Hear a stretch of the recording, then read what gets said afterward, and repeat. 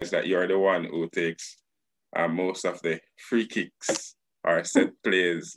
So what goes through the mind when you're about to step up to the ball? Find money. I find money, it's for sure a goal. So my main job and point is find buddy's head. Welcome, Sports Nation, to Sports DTM, the sports channel where we call sports down the middle. You can expect the latest in sports news, views, and reviews from our resident analysts. No sports topic is too controversial, and no team or player is above criticism. So just smash that subscribe button and ring that notification bell to make sure you don't miss out on our balanced offering of riveting sports content. And don't forget to like, share, and leave a comment below. Welcome to Sports DTM. Greetings, Sports DTM fans, and welcome to another episode of Sports Down the Middle, the channel of undiluted sports content. Today, we have a very special guest in our Sports DTM virtual studio, Reggae Girl midfielder, Marlo Sweatman.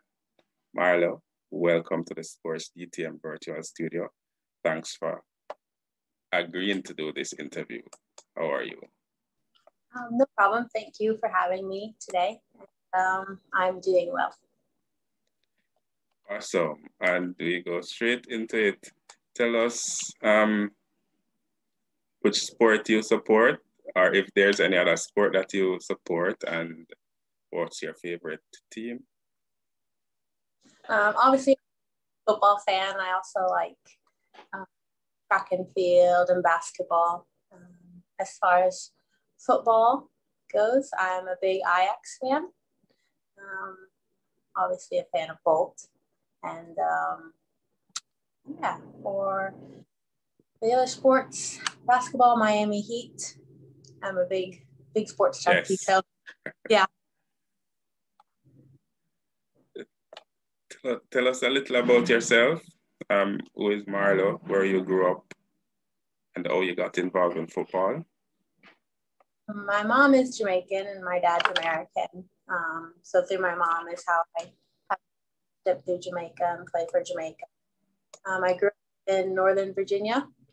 I went to school there, and then when I went to college, I did my first year at Florida State, and then I transferred to Oregon, Oregon Duck soccer. After my college career, I went straight abroad to Sweden, and then I stayed there played a year in Holland.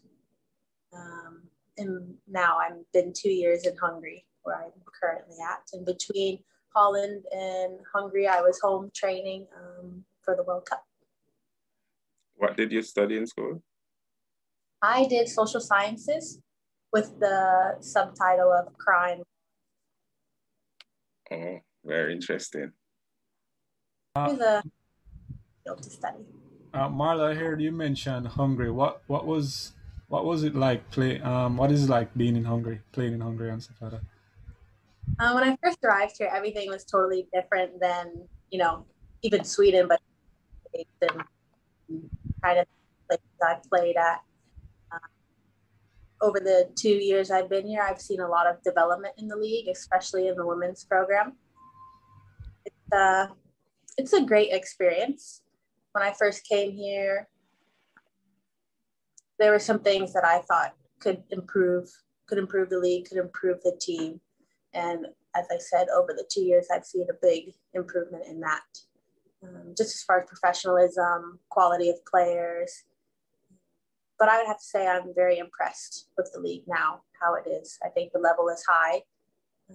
They're the top 3 teams, DVTK, Fraudy, and MTK.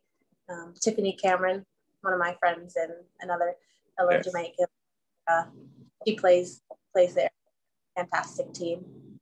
So yeah, I would have to say I enjoy it, and it's a good level. How was the transition, and was there a language barrier issue for you? The language is definitely really hard. I think it's the 4th hardest language in the world to learn. I'm currently taking lessons. I've been here for 2 years and I don't know much, but You'll get there. It's definitely a thing. But yeah, a lot of Google Translate using, and having my friends. But does it affect you while you play? A little bit. As far as my team, when I first came, there was one person that spoke English. Now we have a good amount, maybe 6 or 7. So when I first came, we spoke mostly on the field in Hungarian, and I had to learn, obviously, the words. Now we've transitioned a bit that most of the team speaks English. So we speak a little bit of English on the field. With the coaching staff, it's a bit different as they're learning English and I'm learning Hungarian. So we're both sides. And hope you'll meet in the middle. Yeah. You mentioned that one of your parents is from America and you were born in America. Why you chose Jamaica as opposed to the United States? I had the opportunity to play for the U18 United States team. I went to a camp. And then I obviously played under for a long time with Jamaica, and I just wanted to represent my mom's country, and I loved the Jamaican atmosphere, the Jamaican atmosphere. Being more of an underdog than just being another person in a squad. I wanted to make a difference, and I remember saying when I played for the under-20s that I want to play for Jamaica because I'd rather be a player and make history and qualify for the World Cup than just be another player for America and do the same thing each year and be the top dog. So I really wanted to what program I joined. You had a Jamaican passport before, or you had to go and apply for one? And what was the process like for you? Yeah, I had a passport since I was 15. Okay. I played under 20s with the Jamaican national team, I think, for 3 years prior to sport. The process was simple, I think. Just went to the embassy, showed my, that was that. Okay, great. And as you mentioned, playing for Jamaica, we realize that you're the one who takes most of the free kicks or set plays. So what goes through the mind when you're about to step up to the ball? Find money. I find money, it's for sure a goal. So my main job and point is find Buddy's head. What is your best moment while playing for the Reggae Girls? Definitely when we qualified for the World Cup. That last PK, that moment we all ran onto the field and jumped on each other and celebrated. That was the best moment of my life for sure. Nothing can compare. Okay. Awesome. Any regrets having chosen to play for the Reggae Girls as opposed to the US? No, none at all. Definitely none. Great. Recently, ESPN released a top 50 female footballers, and our Reggae Girl, Khadija Shah, Bunny Shah.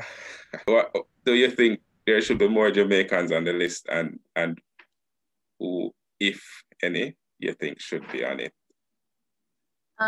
Yes, I mean, I think the quality of our team is great. Definitely the quality of our starting 11 is great. Now, I think, well, obviously, Bunny deserves it. She's a player, so for sure she's on that list. I think maybe we need a little more time to throw ourselves out there a bit more as far as our players. I think we've made it to the World Cup one time, and that's great. But to do it again is going to get more players on the list and really show that we are the top 50. So I think with getting more players on that list is going to take more results. So right now I would say for sure Bunny is on that list, deserves to be on that list. And then as time comes, I can definitely see more players coming. Trudy Carter, the Swabies, they're doing great. Even Tip at Fraudy, definitely. Yeah.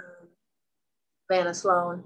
So, yeah. I know that we've been very inactive in recent times, but do you think that we have or we can make the next World Cup?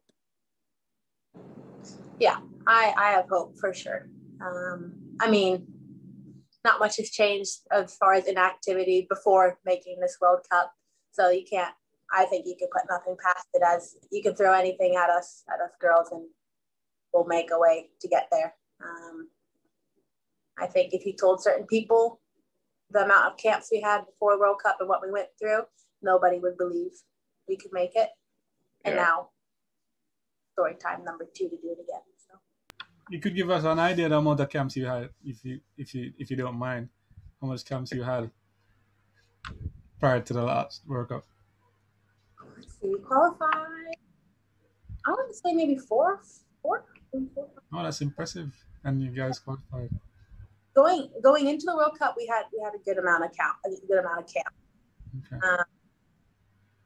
As far as we were getting together, there were a lot of hiccups in the way. Yeah. I think those are more.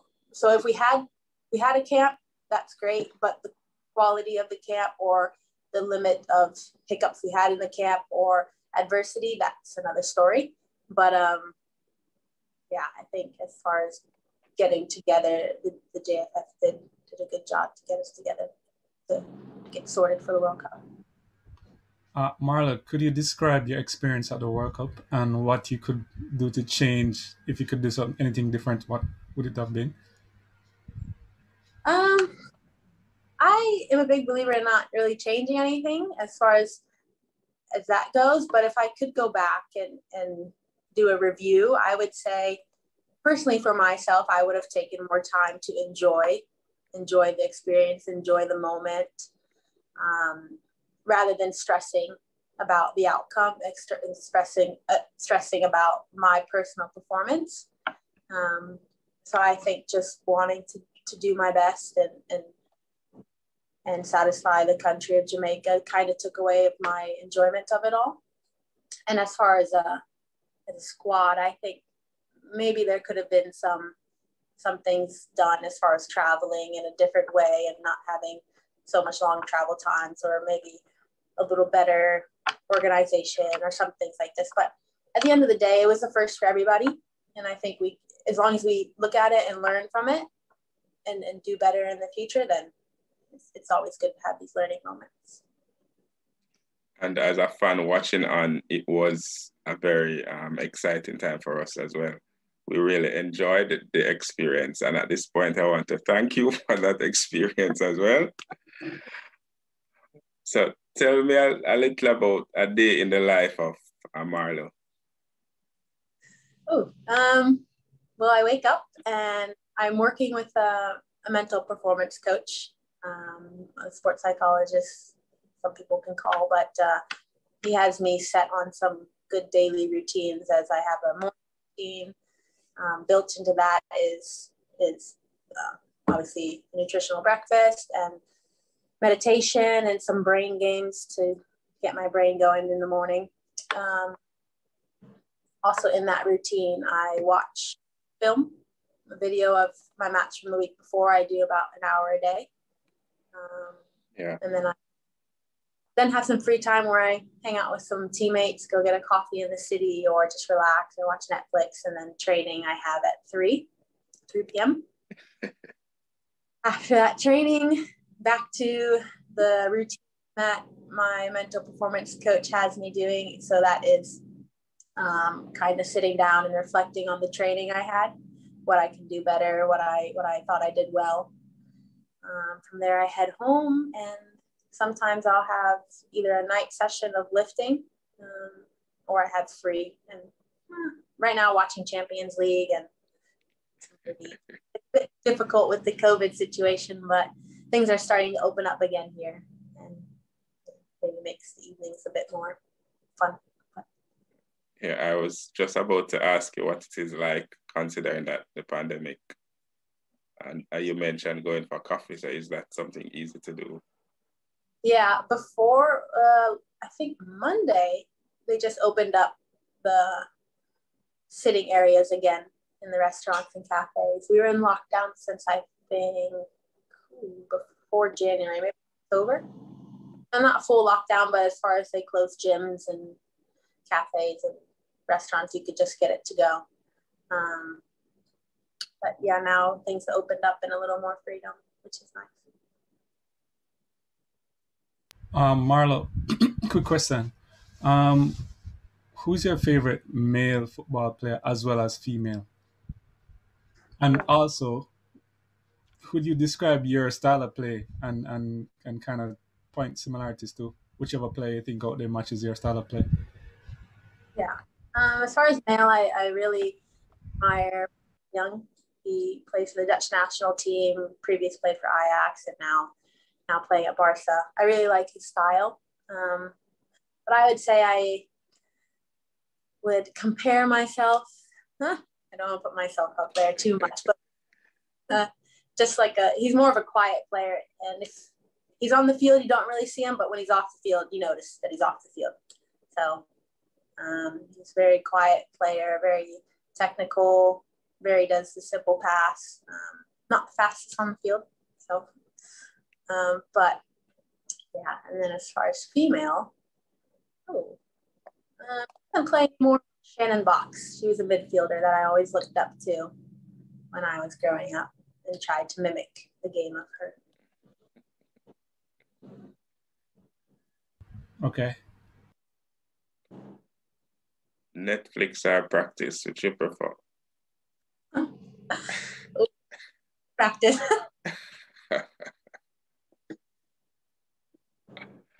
FIFA or practice, which you prefer? Practice. FIFA or Netflix? Netflix. Oh, really? Okay. Finally. You mentioned watching the Champions League. Who you think will win? I'm hoping for City. Yeah. And City, I'm hoping for. Why? I don't know. I don't know. Because they've never won before. Yeah, I guess I always like kind of the underdog story, I guess you could say. Okay. Who's the best player you ever played against? That's a good question. I've said this before, but I have to say Bunny in training. Yeah, trying to defend her.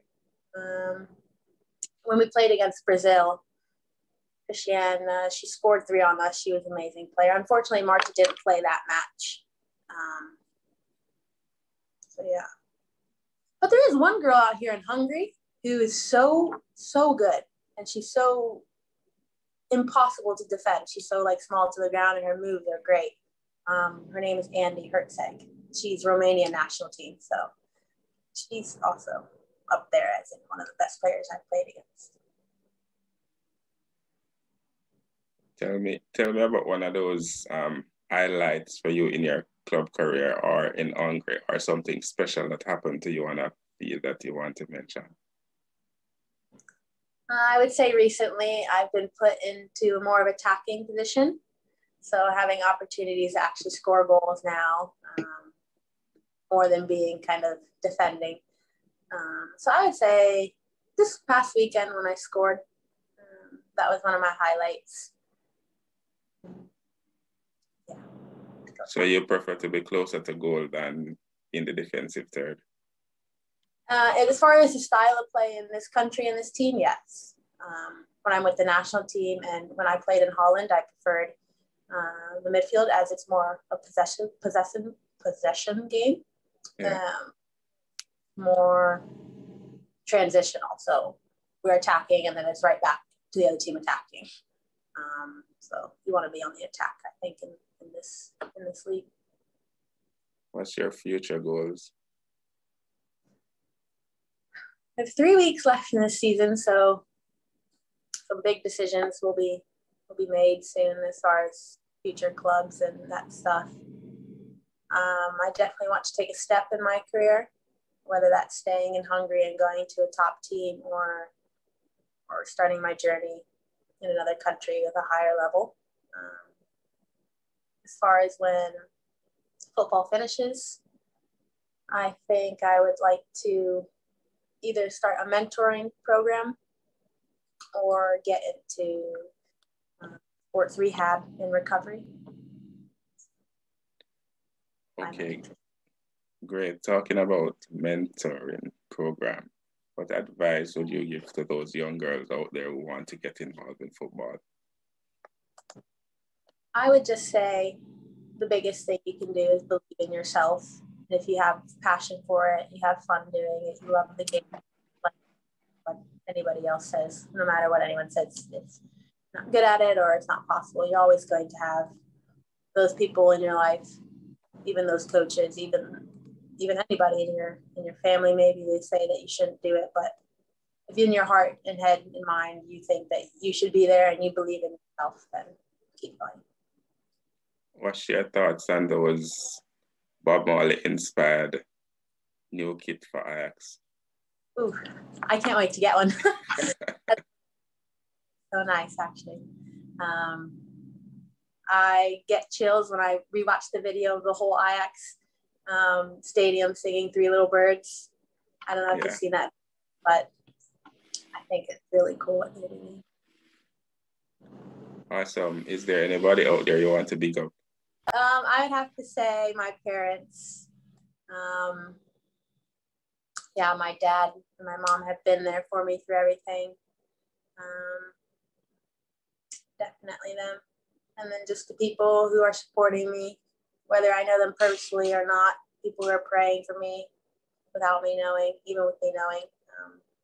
Thank you for all the big up people for the support. How can person get in contact with you on social media? I just have Instagram and it's Marlo Sweatman _. Okay. Marlo, we want to thank you for passing through the Sports DTM virtual studio. It was certainly a pleasure to talk to you, another reggae girl out there striking hard, and we want to big you up. Continue to put in the hard work, continue to progress. We absolutely love what you're doing. Thank you again. Thank you for having me and for supporting us and everything. We appreciate it. There you have it, Sports DTM fans. A chat with Reggae Girl midfielder Marlo. Let us hear from you by leaving your comments in the comment section below. What are your thoughts on this conversation? And remember to like, to share, and to subscribe. This has been another episode of Sports Down the Middle. Be blessed.